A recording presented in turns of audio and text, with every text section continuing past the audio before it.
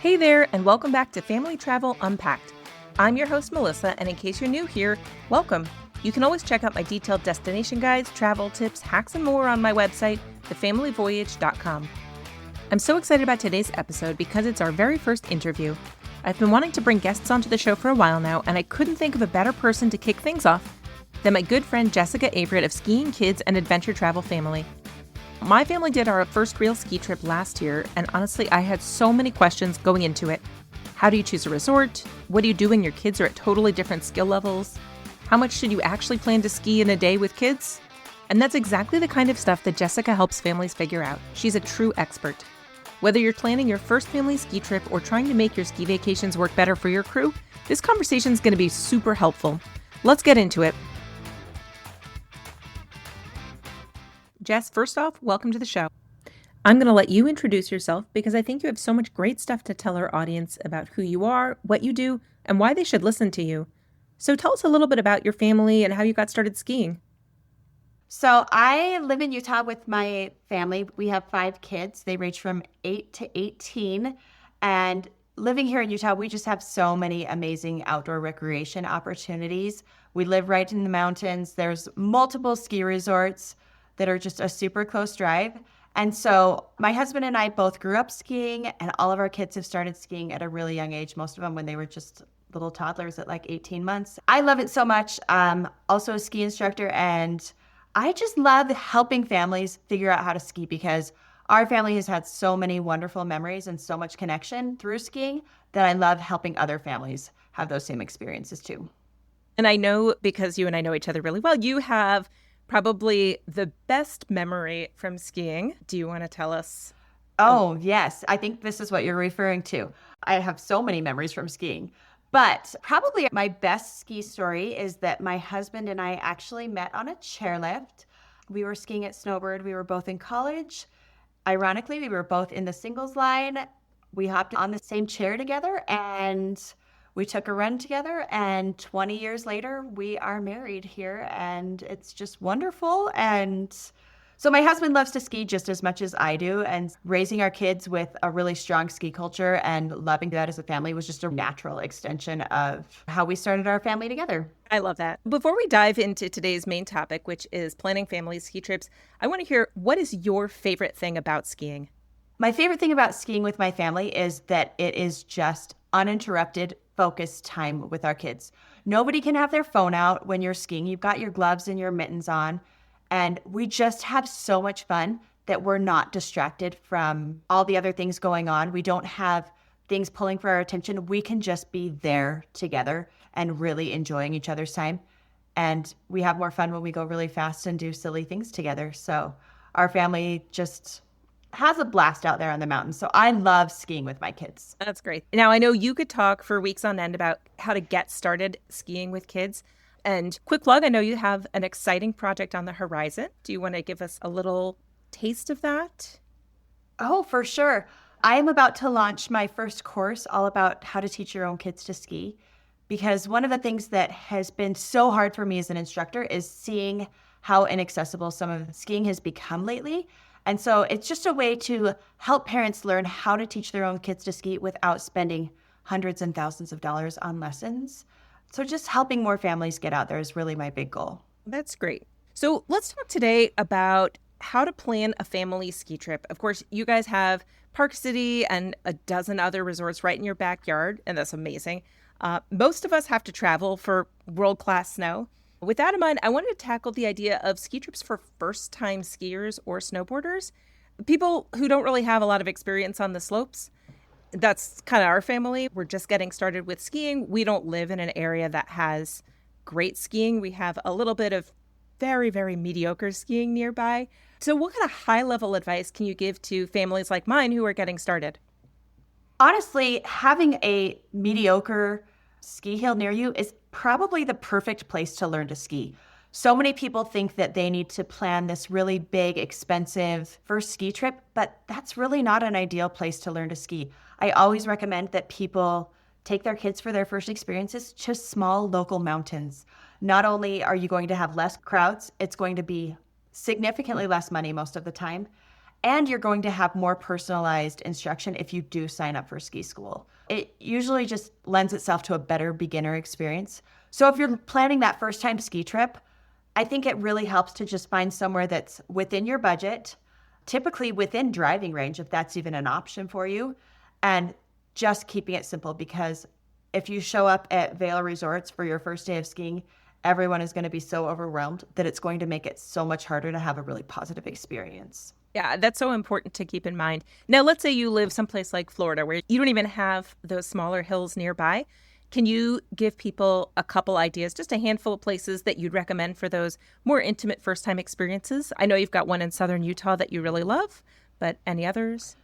The one in southern Utah that we really love is Brian Head. But honestly, I think that when you're choosing where to go for that first family ski trip, cost is a major factor. Because truthfully, the more you can save on that first ski trip, the more likely it's going to be that there's a second ski trip. If you're having to spend $15,000 on that first ski trip, it's not likely that you're going to go later in the season or probably even the next season. So keep cost as a factor. I would choose somewhere that kids can ski affordably or kids can ski free. And I would look into areas that have lesson packages that are really affordable. Here in Utah, a great option for kids is the Ski Utah Passport, and Colorado has similar things too. The Utah one is one of the most accessible for kids who live out of state. It's $69 to sign up for the passport, and then kids get 3 passes to every resort in the state. So, if your kids can get that or some other options like that, it really makes skiing a lot more affordable. Or some resorts have learn to ski packages where if you're a first timer, they will have different options where it's more affordable and you can even work up to maybe even earning a season pass and things like that. So I would look, first of all, into where you can fly to affordably if you're somewhere that you're not within driving distance. And then from there, I would just kind of cast a net to see what's going to be affordable and a good option that's not going to be too big and overwhelming for your family. That's great. And shout out for my fellow East Coast or Eastern Midwest families. You should definitely take a look at the passes that are available for Pennsylvania and West Virginia because they're similar to what Utah has available for those kind of 4th and 5th graders, where super affordable. You can get into a bunch of the local resorts over the course of the season and really get started and have a great first time out on the slopes.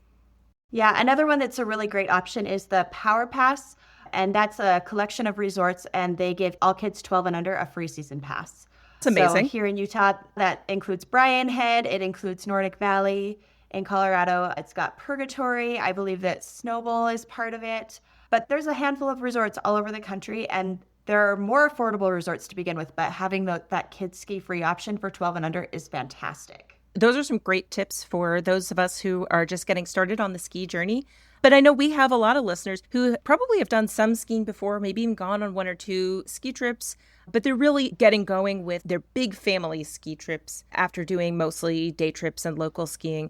So do you have any tips for them once they're ready to tackle bigger mountains? Go into it with a plan. We're outside of Park City right here. Park City is the largest resort in the United States. And when you do take that step up from a smaller hill to a bigger hill, it can be really overwhelming. So before you even start planning your trip, think, okay, what is my goal for this trip? Is my goal to just have fun? Is my goal for our family to experience some new terrain? Do my kids maybe want to learn some terrain park features? Do we want to increase our skills? Start with that as your foundation and then decide on the location that you want to ski. I mean, just coming to Utah, if my kids wanted to ski terrain park stuff, I would choose a totally different resort than if they wanted to work on some of their technique. So pick that first and then plan your ski days around what your goal is as a family. Just kind of thinking higher level stuff on that. So, hey, how does this work into our kids' ages and their skills? I know there are a lot of smaller East Coast and Midwestern ski resorts. And out here in Utah especially, and growing up in Colorado, we would see a lot of visitors who would come out west to ski for those bigger ski trips and be really overwhelmed by the terrain. Keep in mind what terrain you're looking for as well. Most resorts will have something where they'll share the percentage of different terrain.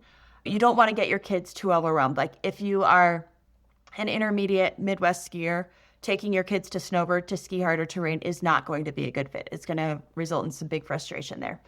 Is there a website you can recommend where families can take a look at that stuff in advance? I mean, every resort has their own data. I don't know an exact source right there off the top of my head. Have you ever looked at onthesnow.com? That one does have some stuff. There was another one that used to be more reliable, Okay. but they have since shut down. Well, that's a really good high-level overview of those first considerations. Can we get into some logistics now? For sure. Like, when should families start planning their ski trip? Oh, wow. Okay. So I definitely have some thoughts and opinions on this. If budget is a factor, and I really think it should be for everyone because skiing can get incredibly expensive really, really quickly. If that is a factor, you should start thinking about it just in a high level about a year in advance. Wow. Or a minimum, like right now, I would say, okay, maybe I have a couple of months, but you need to be thinking about that by the beginning of March. The reason for that is if you are considering going somewhere that has Epic or Icon passes, those passes typically start going on sale in March and they have their best deals then. So if you're looking at maybe going to an area where you want to ski multiple resorts, or you live in a place where it makes a lot of sense to get to an Epic resort or an Icon Pass resort, you're going to get significantly better deals in the spring than you are in the fall. So keep that in mind because that is a great way to save a lot of money. These bigger pass products have so many options because there's so many resorts under them. And that's probably one of the best ways. A lot of people take a ski trip and they think, oh, I'm just going to go for the week. I don't need a season pass. But what they don't realize is, for example, here in Park City, that over the holidays, it's going to cost you $350 a day to ski here. But you could have bought your season pass for $700. That's crazy. Yeah, I know last year our family purchased Epic passes, even though it was only our first season skiing and we had 2-3 days of skiing. And then my son had some more because he had ski club through his school. But the savings were enormous. Yeah. I think some people might see Epic Pass and think that it's just this huge unlimited season pass product. But at least for Epic, they do offer these day pass options. So for instance, I was able to purchase 3 days at a bunch of East Coast and Midwestern resorts, off-peak days only. That was fine. And I think it was $150 for 3 days. Yeah. When you're smart and plan ahead like that, you can save ridiculous amounts of money, which makes skiing so much more accessible and makes it easier to get your family out there. You don't have to plan all the details of it, but at least be thinking about where you want to ski and if it makes sense to buy into one of these bigger passes. Right. Whether or not you're going to be skiing on holidays, because some of them do have different prices if you want to include those peak days. Yeah. And just a plug for this. Most people are going to go skiing on holidays. They're going to go over the Christmas holidays, or they're going to go over like President's Day weekend. If you have any flexibility in your life, do not go skiing then. Right. It is hands down the worst time to ski, especially with kids. The crowds alone make it, first of all, incredibly dangerous. And second of all, really unpleasant because no kid likes standing in line for the lift for an hour. And no parent likes having to hover behind their kid the entire time because they're scared that people are going to run them over. Yeah. If you are skiing with your kids, don't ski at that time if you have any other option. Yeah, that's a great point. One little secret that I found last year when I started digging into the calendar for the restricted dates is that at least on Epic, the Monday of Martin Luther King weekend in January is not restricted. The Saturday of that weekend is. So I was able to take my kids on that Monday to one of our local ski spots, and that was included in their passes last year. Well, you just let out my secret right there. And that's been our local secret here is that nobody's skiing on Monday because they're all flying home and we can ski unrestricted on those days. Right. But you are completely right on that one. Yeah, President's Day weekend, forget about it. That's too busy. And I think now a lot of school districts will give a 4 or 5 day weekend. So everybody's out skiing.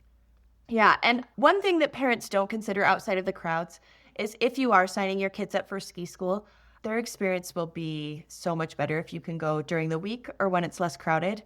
If you had the option of taking a lesson when your kid was in a class with 3 or 4 kids as opposed to 10, I promise they're going to learn significantly more and they're going to have more fun. Absolutely. Okay, so you gave us some great tips before about choosing the right resort for first-timers versus more experienced skiers. Do you have any particular favorites in terms of family-friendly ski resorts or ones that you might avoid? I have so many ski resorts that I absolutely love. And I feel like every time I go to a new small ski resort, I find so many things to love about it. It's just always such a good experience. Truthfully, I would skip the really big, expensive resorts. People think that because a resort is more popular or more well known, that it's better. And I find that that's almost always the opposite. So I would skip those really, really big Colorado and Utah resorts because they're just not worth it. And some of those big ones, out in the Tahoe area, they just attract so many crowds that the guest experience is really sacrificed because there's too many people there. Okay. And so I would say, hey, where's this big ski resort? And then I would look within an hour of there and find the small ski resorts nearby because they're going to have really fantastic terrain. They're going to have the snow that's almost the same, and you're going to have a much better experience for families. And I think that a lot of people, as their kids get to be better and better skiers, they think that they have to ski at these bigger resorts, but you really don't. An example is like here in Utah, we have, right outside my back door, Park City and Deer Valley. But if you were to say, hey, I'm willing to drive a little bit more, you could be skiing at Powder Mountain, which has terrain that's better, snow that's better, and they limit the crowds there. So just be really open to some of those things that maybe you haven't heard of before because they do offer some really fantastic ski options for families. I love that. And they're probably a lot cheaper than the huge resorts, right? So much cheaper. I mean, we're talking lift tickets probably half the cost. Ooh. All right. Well, my kids are really eager to get out west and try some bigger hills, so I'm definitely going to have to hit you up for your list of the secret spots next year. Yeah. On that topic, what do you think about flying versus driving? When is it worth it for families to fly to ski versus driving, and what are the other factors that you should keep in mind if you're making that decision? If you can drive, do it 100% of the time, unless maybe you live in Texas or Florida and you're trying to get to a ski resort from there. But the logistics of flying to a ski trip are hard, especially if you have your own gear and you're flying with your gear. You're going to need your special ski bags, making sure that your helmets are protected. Typically, you would fly with your boots in your carry-on because you definitely don't want to lose your ski boots. That will totally ruin your ski trip. The logistics are so hard. And then when you get there, you need to either somehow find a rental car that has a ski rack. Those are so hard to find. Or you have to rent a bigger car because you want to put all your skis in your car, plus all of the gear. The logistics are so hard. Our family skis all the time.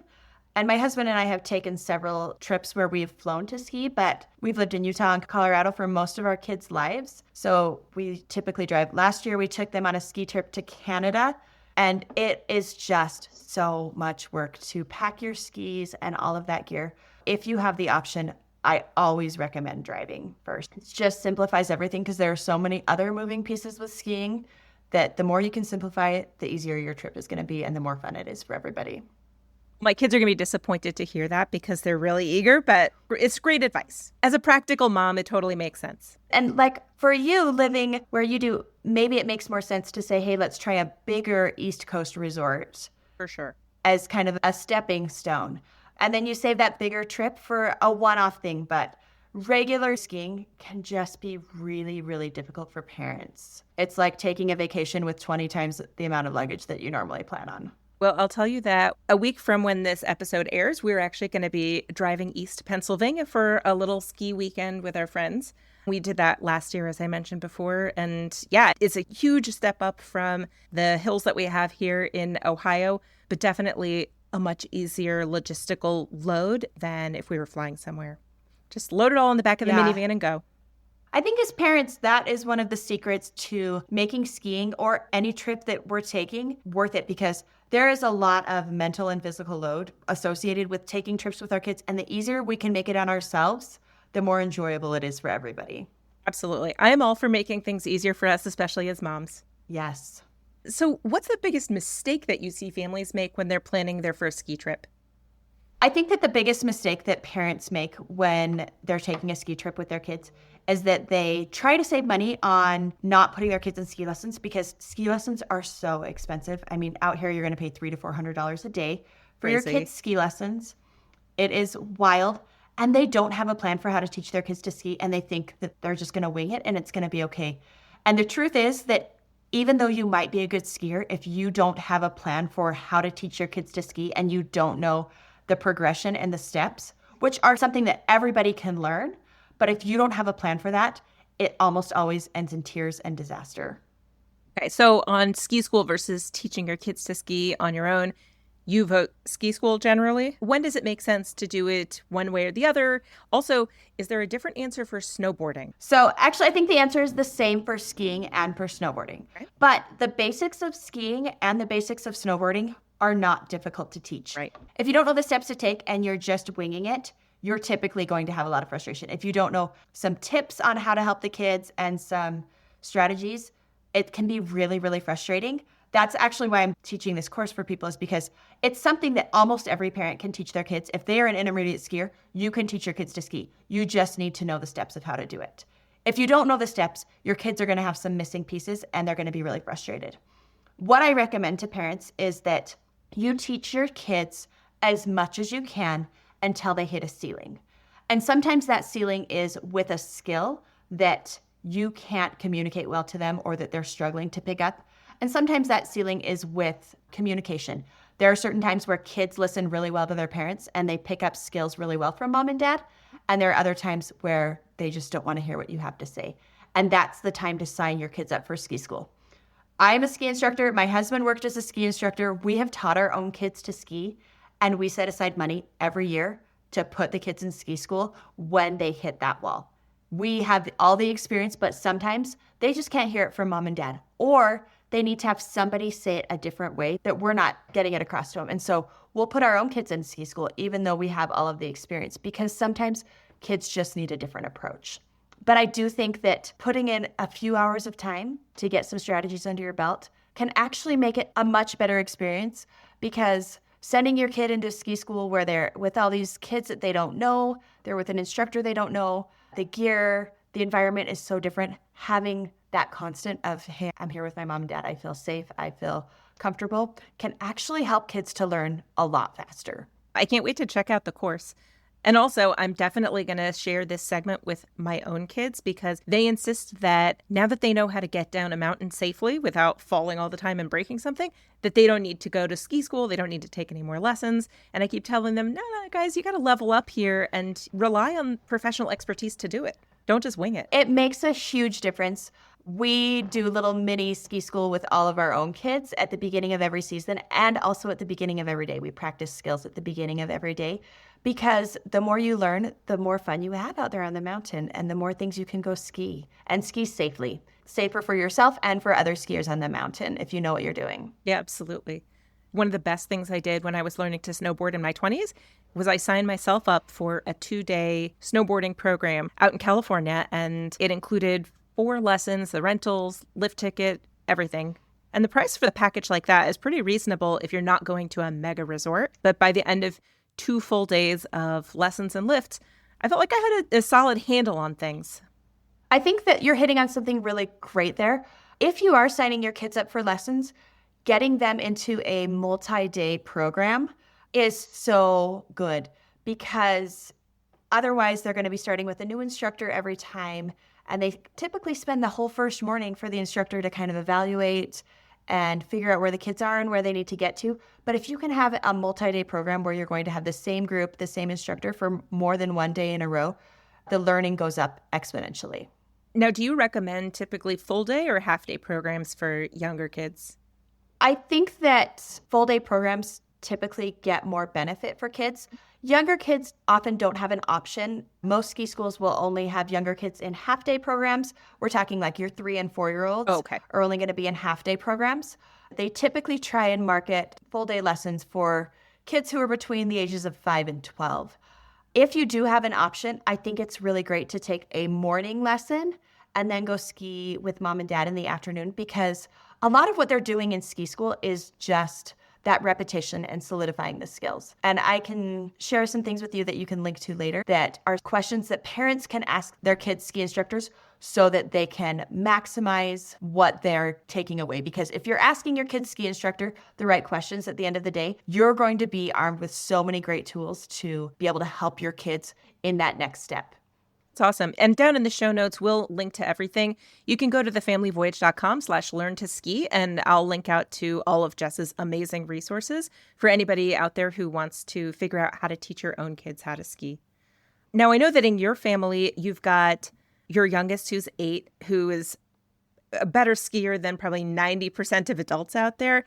And then you and your husband, I've seen some of the tricks that you guys can do. And also your teenagers are amazing skiers. So how do you handle the difference between an 8-year-old and an 18-year-old, or you guys as adults? How do you handle those different ability levels when everybody wants to be doing different stuff and has different skills?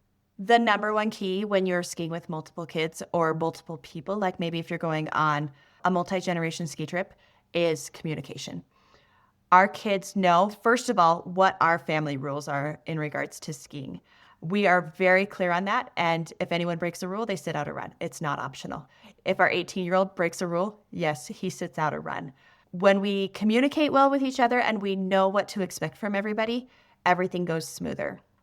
When our kids were learning to ski, we would often tag team things. My husband would take some of the older, faster kids, and I would take some of the younger kids. But once our younger kids were all able to get out there on some of the blue trails, we just set really clear expectations for our older kids. We would say, this is the spot. You guys can ski, and you can ski how you want to ski until you get to this spot. And everybody stops at this point right here, and we always meet up. Or if you guys want to take your own run, that's fine. We're meeting at the bottom of this lift. So having that communication can be really helpful and make the day so much less stressful for parents. If you have kids that you feel like you're fine sending them off on their own, I do always recommend that parents have a way to get in touch with their kids. Depending on the mountain that you're going to be on, cell phones sometimes work great and sometimes they don't. Right. In our mountains here, it can be really spotty depending on the resort that you're at. So if our kids don't have cell service where they're going to be, we always have walkie-talkies with us so that if they were to run into an issue, and really, we're doing this for our older teenagers too. This isn't just for like a 10-year-old. We are making sure that there's always a way for them to communicate with us, because if there's an emergency or there's a problem, we need to be able to help them and get them anything that they need right away. And is there a preferred brand of walkie-talkies that you guys love for skiing that we can link to down in the show notes? Walkie-talkies are the absolute best. They are expensive, I'm not going to lie, but they are the best investment. We've been skiing with them for 4 years, and my kids abuse those things, and they just keep going and going. You can clip them on the outside of your ski jacket so you don't have to reach in your pocket to get them out. They are incredibly cold tolerant. We've never had any of them die because of the cold, which is really rare for phones and other walkie-talkies. Right. They have a great range. They're waterproof.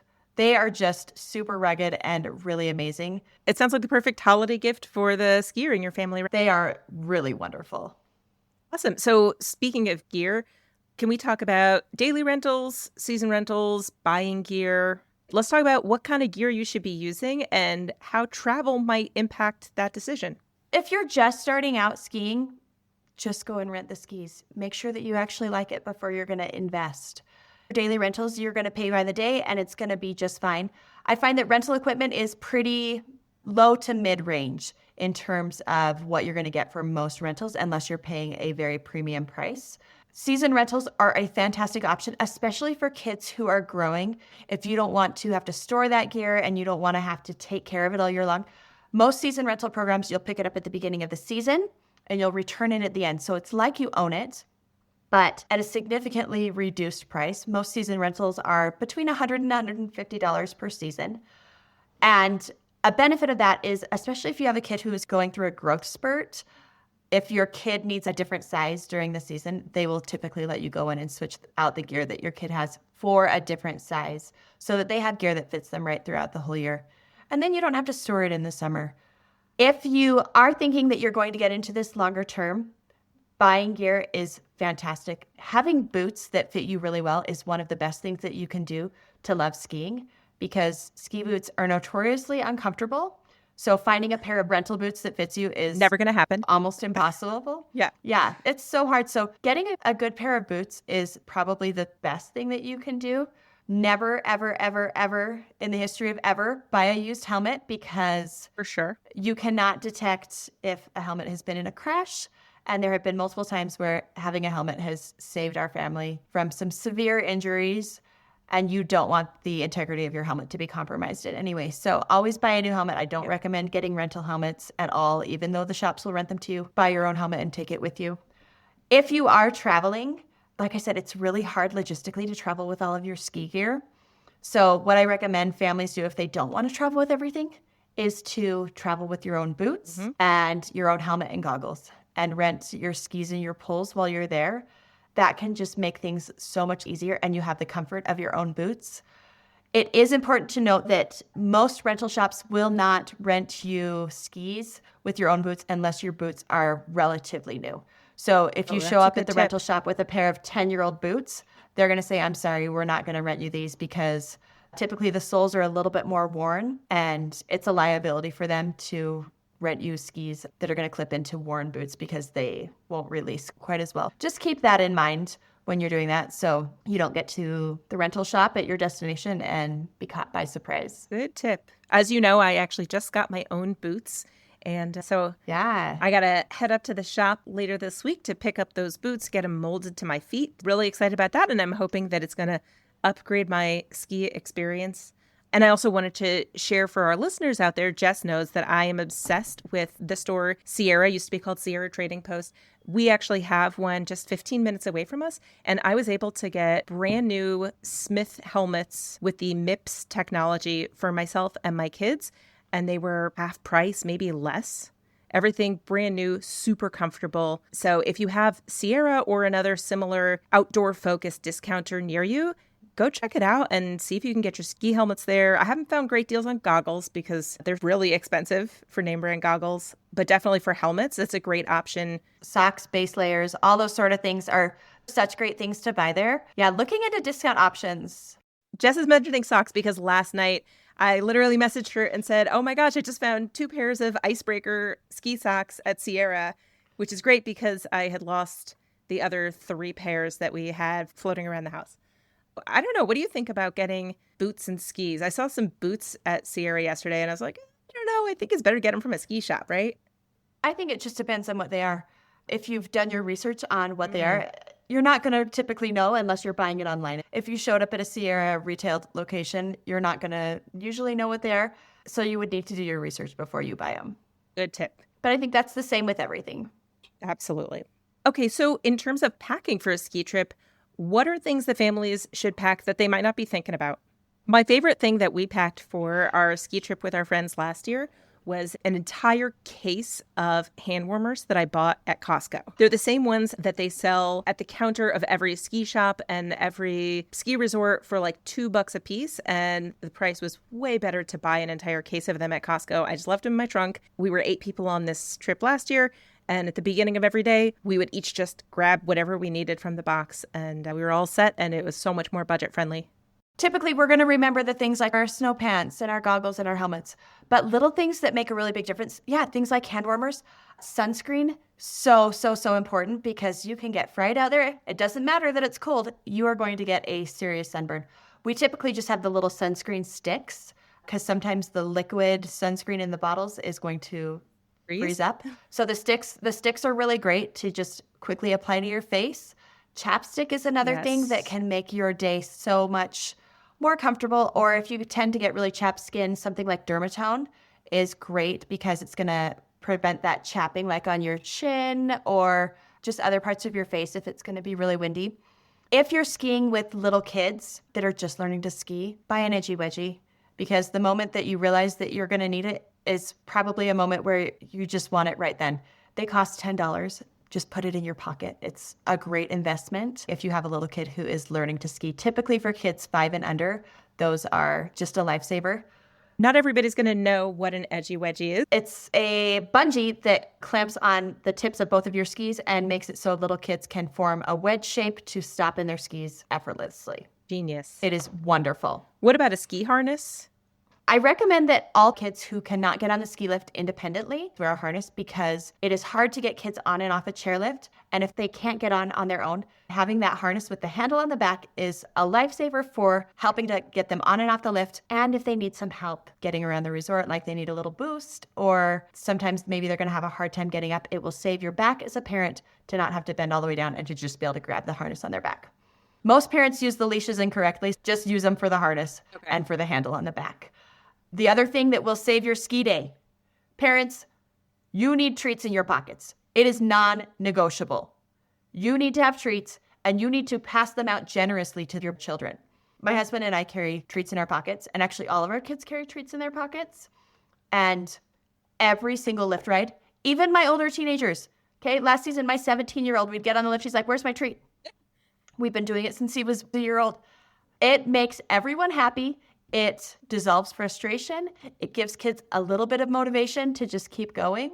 Take little treats like we're talking M&Ms, Skittles, gummy bears. Our favorite are Tic Tacs because you can just pop the top and sprinkle 2 into their hand. All it takes is 2 or 3 of them, and it works wonders.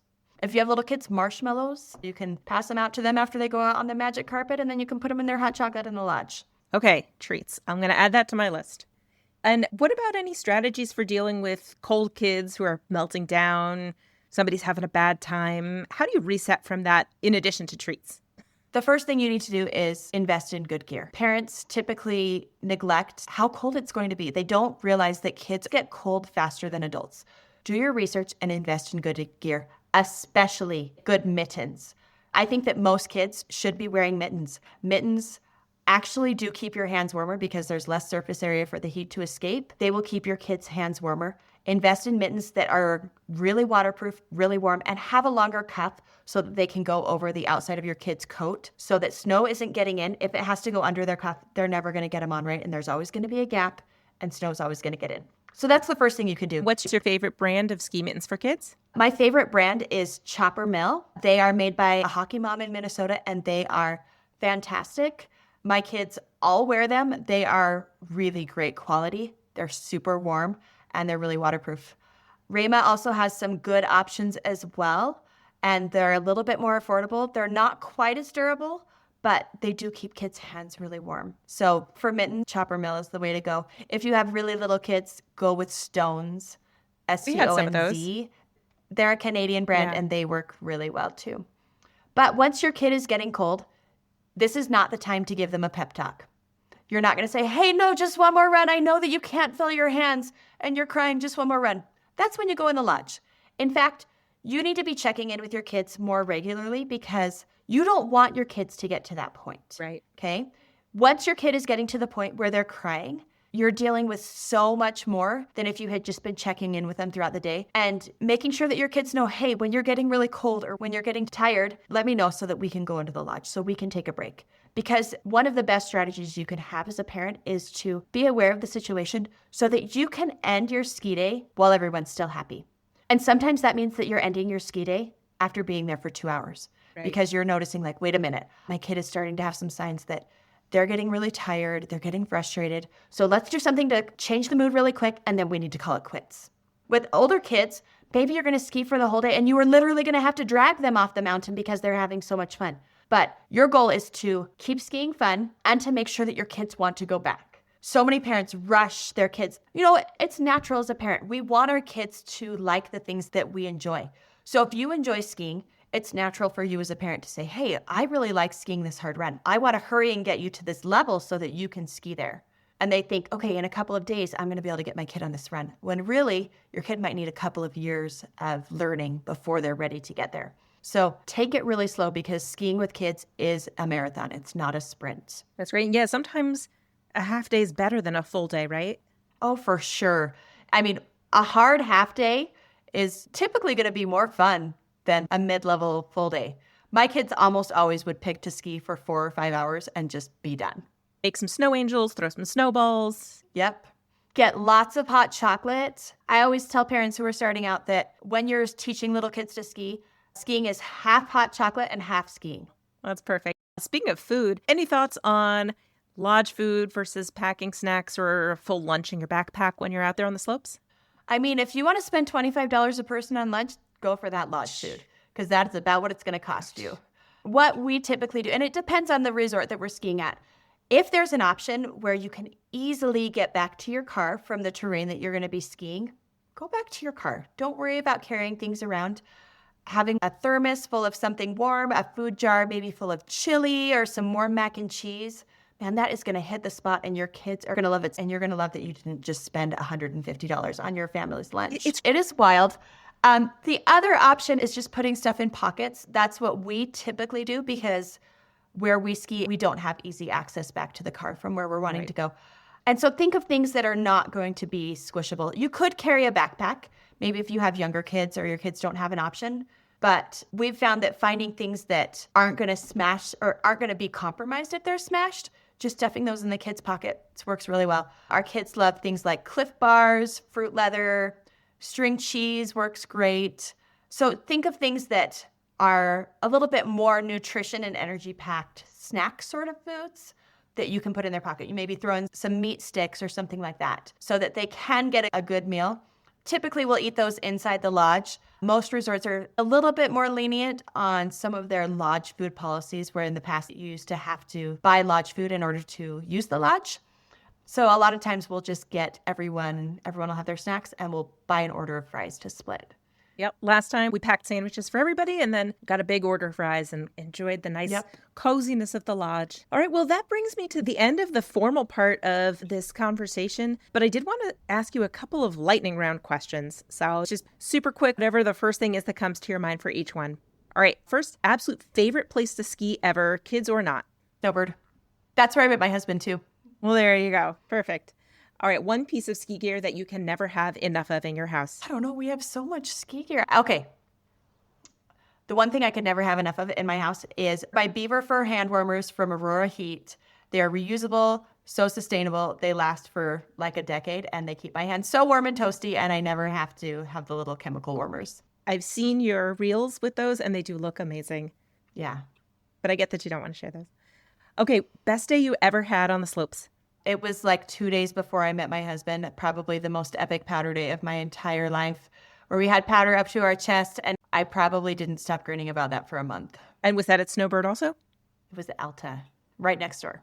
All right, and just to mix things up, if you had to pick one non-ski vacation to go on, where would you go? Oh, scuba diving. We would probably go back to Cozumel or to the Maldives out of the diving. Or probably anything on a mountain bike. Your other great love. It goes God, family, skiing, mountain biking. Yes, I have a few true loves.